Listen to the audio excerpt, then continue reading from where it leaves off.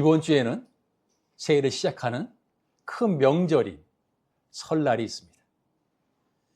이날은 온 가족이 모여서 어른께 세배하고 서로 덕담을 나누며 떡국을 먹는 날입니다.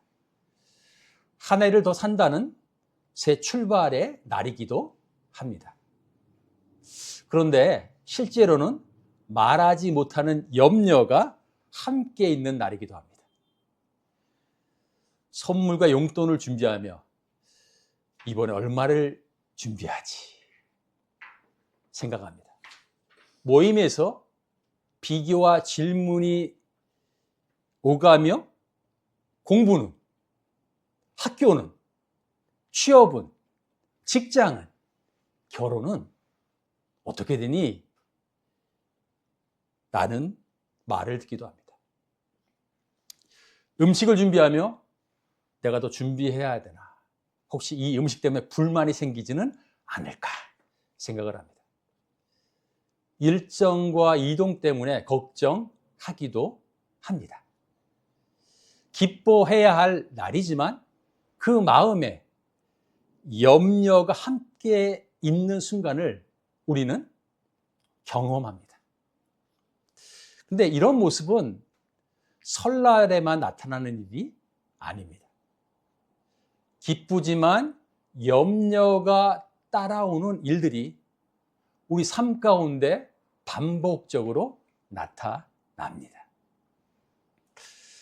오늘 우리가 읽은 이 말씀은 바로 염려 앞에 있는, 염려를 갖고 있는 그 모습 가운데 우리를 어떻게 살 것인가를 보여주고 있습니다. 4절과 5절 보실까요? 주 안에서 항상 기뻐하라. 내가 다시 말하노니 기뻐하라. 너희 관용을 모든 사람에게 알게 하라. 주께서 가까우시니라. 주 안에서라는 표현에서 안에서라는 단어는 헬라어로 엔이라는 용어입니다. 이거는 뭐냐면 어떤 관계와 영역 안에 놓여 있다는 전치사를 말합니다. 주 안에서 단순한 감정 상태를 말하는 것이 아니라 공간적으로는 주님의 품 안에 있다는 표현입니다. 관계적으로는 예수님과 떨어질 수 없다는 표현입니다. 통치적으로는 하나님이 그 다스림 안에서 우리가 살아간다는 표현입니다. 그래서 본문이 보여주는 성도의 삶은 예수님과 함께, 그리고 그 하나님의 다스림을 받는 상태를 말하는 것입니다. 기뻐하라는 명령은 단순히 감정의 상황의 변화가 아니라 주 안에 있음이라는 상태에서 이해되는 것입니다. 이어지는 주께서 가까우시니라 라는 표현은 기뻐하라는 명령의 근거입니다. 하나님은 멀리 떨어져 계신 분이 아니라 지금 우리 삶 가운데 가까이 계시는 분이십니다. 동시에 하나님은 하나님의 다스림이 이미 우리 가운데 와 있다는 선언이기도 합니다. 여러분, 갈멜산에서 엘리야와 그리고 바알 제사장들이 참신이 누군가라는 것 때문에 모였던 일이 있었습니다.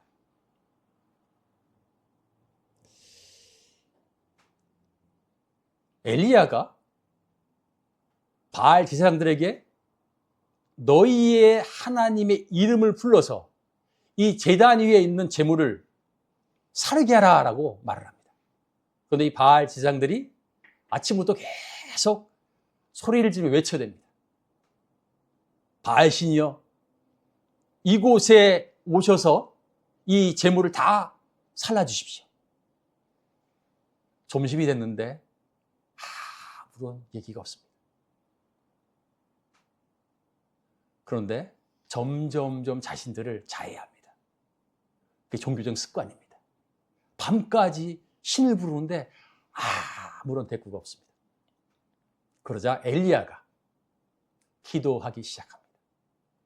엘리야가 기도한 이후에 얼마 되지 않아서 재물 위에 불이 내려서 그 주변에 있던 물까지 다 없어지게 하는 그 일이 있었습니다. 여러분, 이방 신은 열심히 불러야 깨우는 존재입니다. 그런데 하나님은 그런 분이 아니시라 내가 기도하면 이미 옆에 와 계신 분이라는 사실입니다. 노아의 방주에서 폭풍이 몰아칩니다. 폭풍이 몰아칠 때 배 안과 배 밖은 똑같이 폭풍의 영향을 받고 있었습니다. 그런데 노아와 일가족, 동물들이 살 수 있었던 이유는 바로 그들이 어디에 위치해 있느냐에 따라 달라진 것입니다.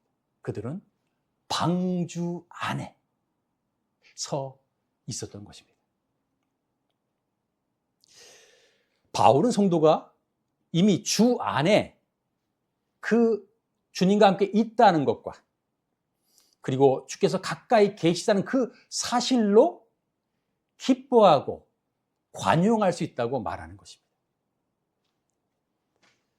여러분, 보통 사람들은 평강을 문제가 없고 감정이 안정되고 통제를 할 수 있고 미래에 대한 확신이 있을 때 흔히 평강하다 이렇게 말합니다. 이 말은 어떤 평강을 상황의 결과로 평강을 생각한다는 표현입니다. 여러분, 신앙인들도 마찬가지입니다. 기도를 하니까 잘 풀렸어. 마음이 편해졌어. 환경이 너무 좋아졌는걸?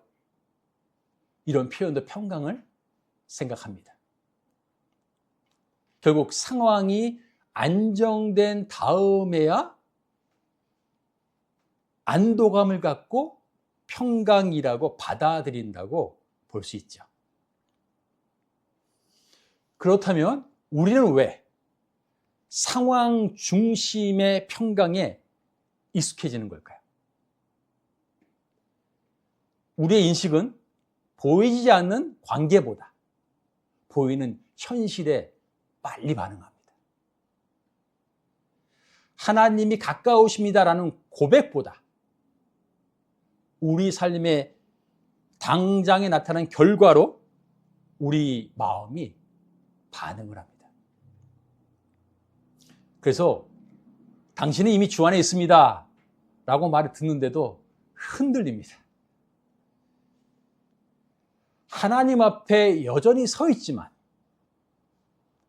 현실의 경험으로 인해 신앙의 모습에서 간격이 생깁니다.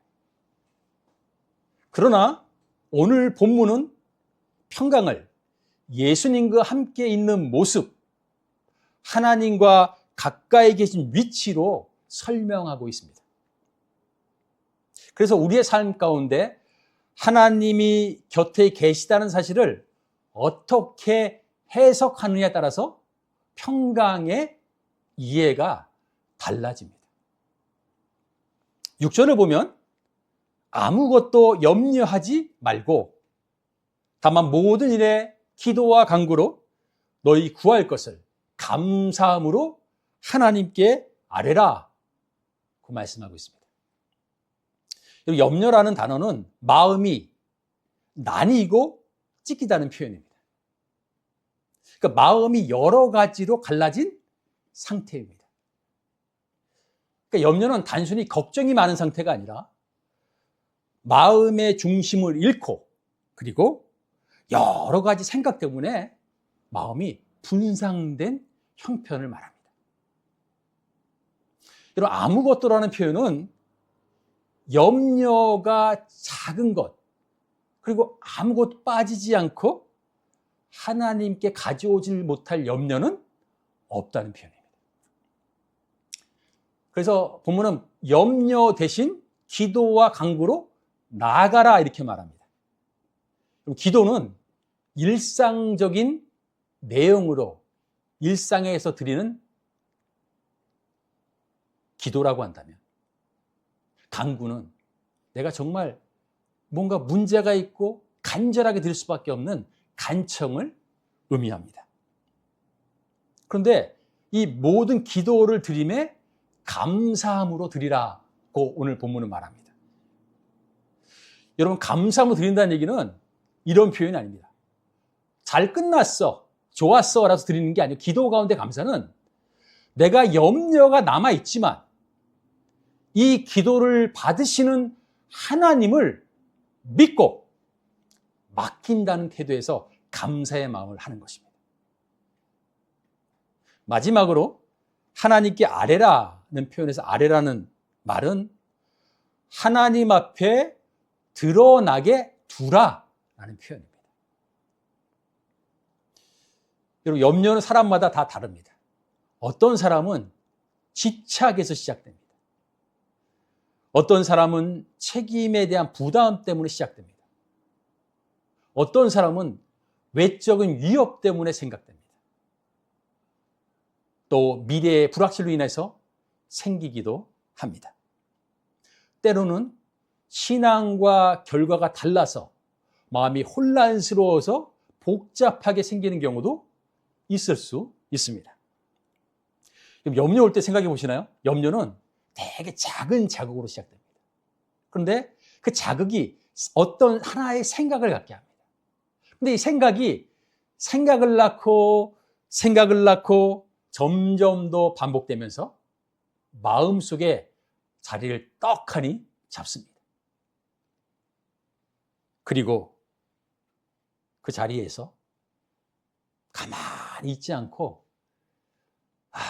어떻게 해결해야 되지? 라고 시작됩니다.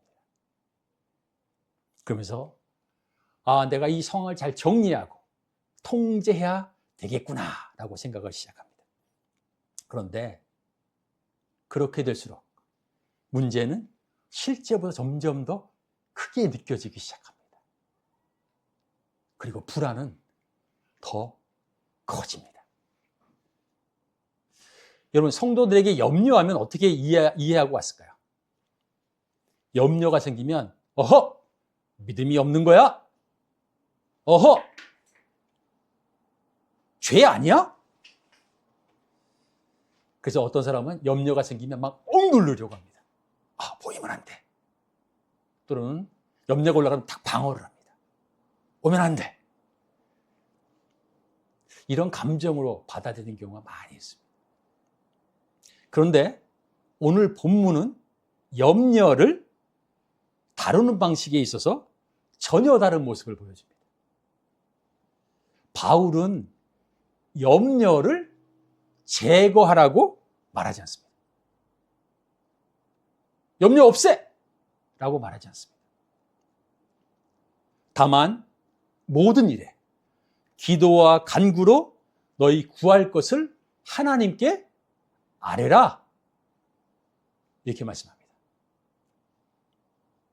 염려는 사라져야 할 감정이 아니라 하나님께 드려지는 것입니다. 염려는 사라진 상태로 생각되기보다는 하나님께 아뢰는 것입니다.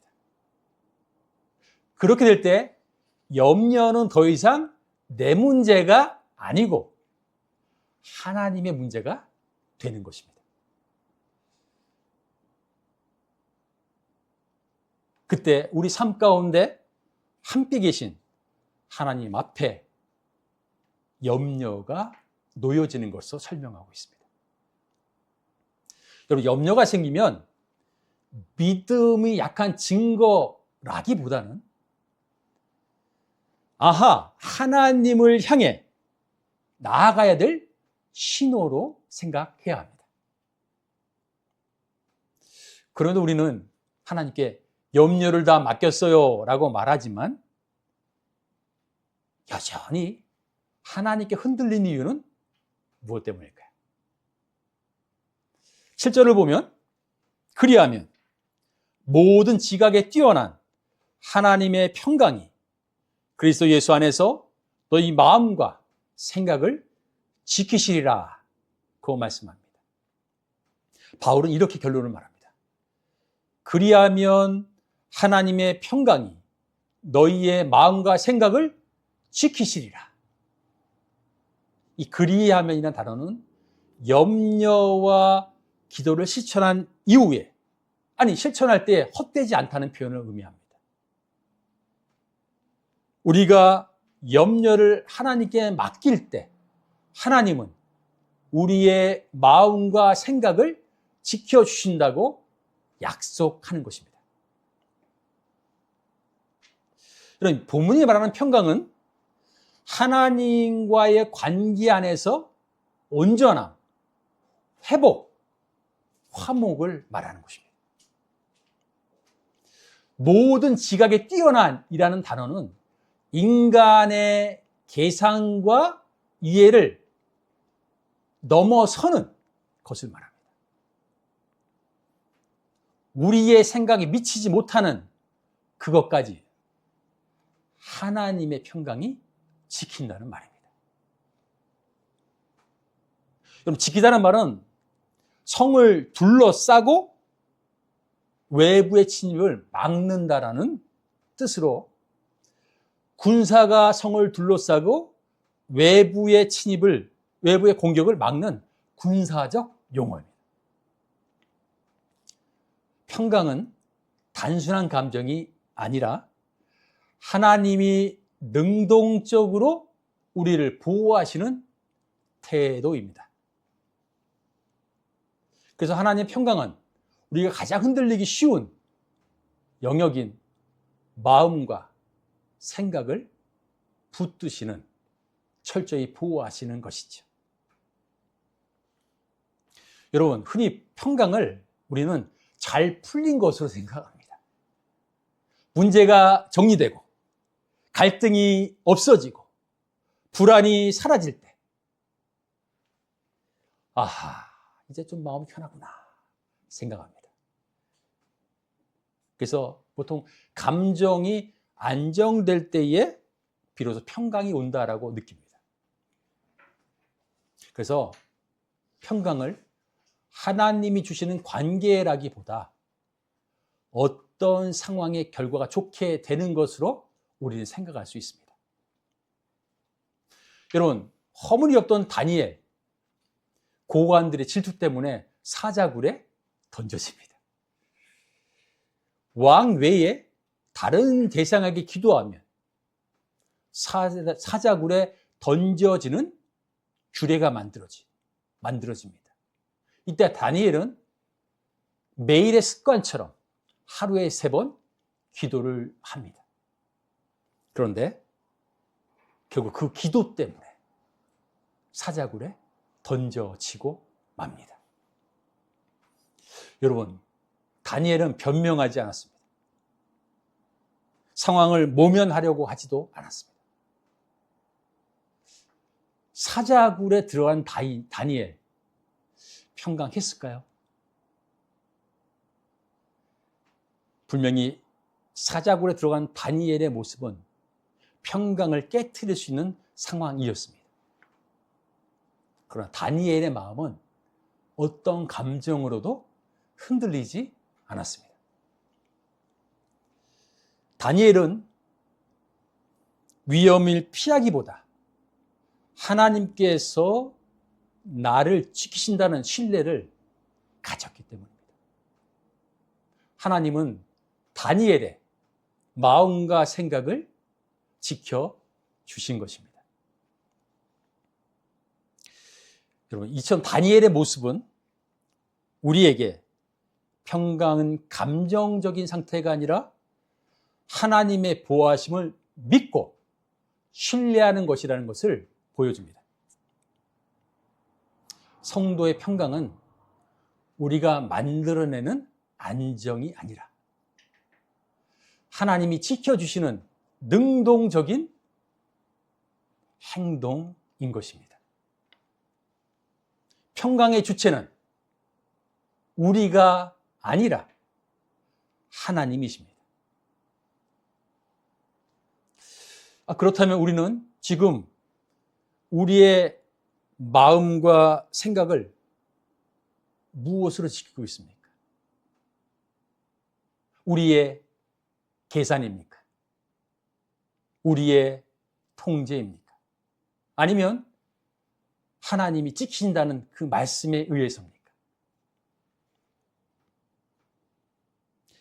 하나님은 그리스도 예수 안에서 이렇게 말씀하십니다.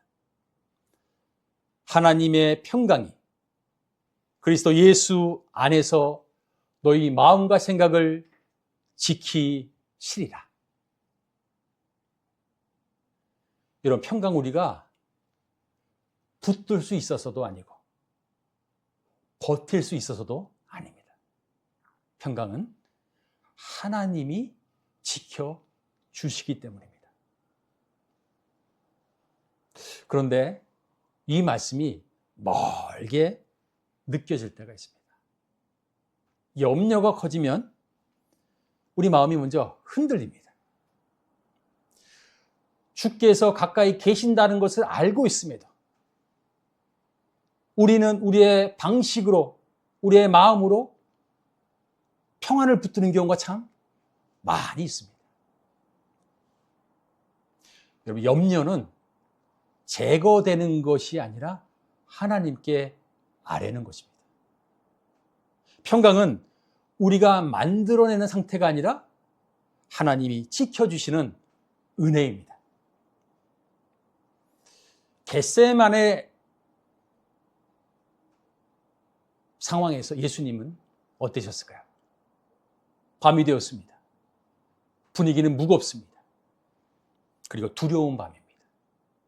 그때 예수님이 이렇게 기도하십니다. 이렇게 말합니다. 내 마음이 매우 고민하여 죽게 되었으니. 그 밤에 제자들은 깨어있지 않았습니다. 예수님은 혼자 십자가에 대한 것을 생각하며 지금 버티고 있었습니다. 그런데 예수님은 자신의 마음 스스로 자기 자신을 붙들고 계시지 않으셨습니다. 하나님 아버지께 드리셨습니다. 아버지의 원대로 하옵소서.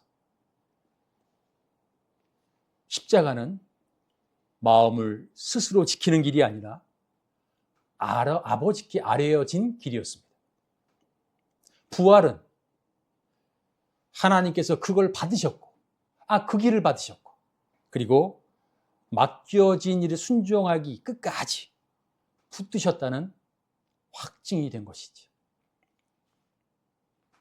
그러므로 주께서 가까이 계시며 우리의 염려를 아뢰며 우리의 마음을 지키신다는 이 약속은 미래에 남겨진 말이 아니라 지금 이 시간 이루어져서 우리 가운데 있는 유효한 약속입니다. 그래서 오늘 묻습니다.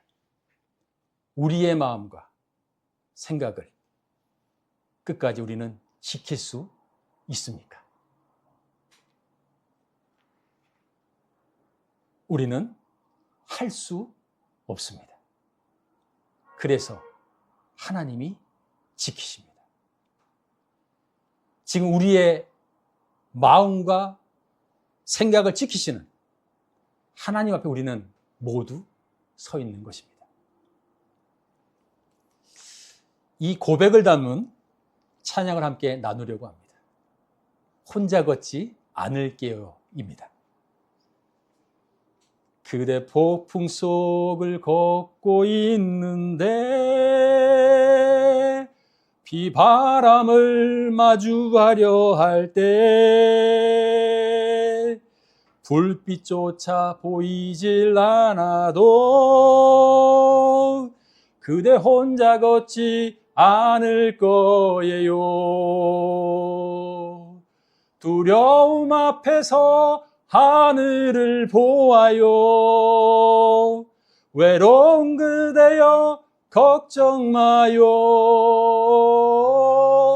꿈꾸는 그 길을 또 걷고 걸어요.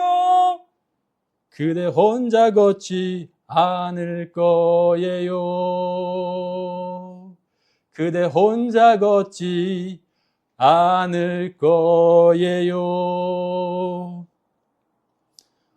우리가 방금 한 고백처럼 우리는 혼자 걷지 않습니다. 보이지 않는 동행 속에서 하나님은 우리를 붙들고 계십니다. 염려가 스쳐가도 우리 삶은 홀로 떠내려가는 시간이 아니라 하나님이 함께 걷고 계시는 시간입니다. 이번 한 주도 하나님이 우리 마음을 지키십니다.